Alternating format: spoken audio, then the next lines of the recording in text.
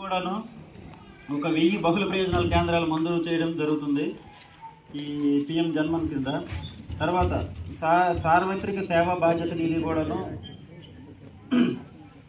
3679 ఆవాసాలకు mobile coverage కొరకు ఎంపిక చేయడమైంది. దీని కింద అంటే సెల్ కలెక్షన్ లేని గ్రామాలకి ఈ సిగ్నల్స్ అన్ని అందిస్తారు. తర్వాత ప్రధానమంత్రి గ్రామ సడక్ యోజన కింద 6506 కిలోమీటర్ల రోడ్డు ఆల్రెడీ మంజూరు చేయడం జరిగింది. తర్వాత ప్రధానమంత్రి జనజాతి వికాస్ మిషన్ ద్వారా 500 వందన్ వికాస్ కేంద్రాలు మంజూరు చేయడం అయింది. తర్వాత సమగ్ర శిక్షా అభియాన్ కింద 354 అంగన్వాడీ సేవలు 2424 అంగన్వాడీ కేంద్రాలు మంజూరు చేయడం జరిగింది.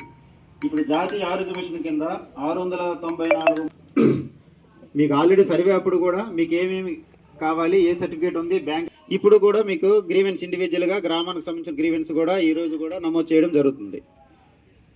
అయితే ఇది ఈ కార్యక్రమం గురించి పూర్తిగా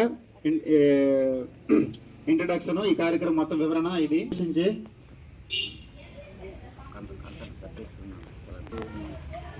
మనకి ఎన్ని ఉన్నాయి సంస్థ ఇన్ఛార్జ్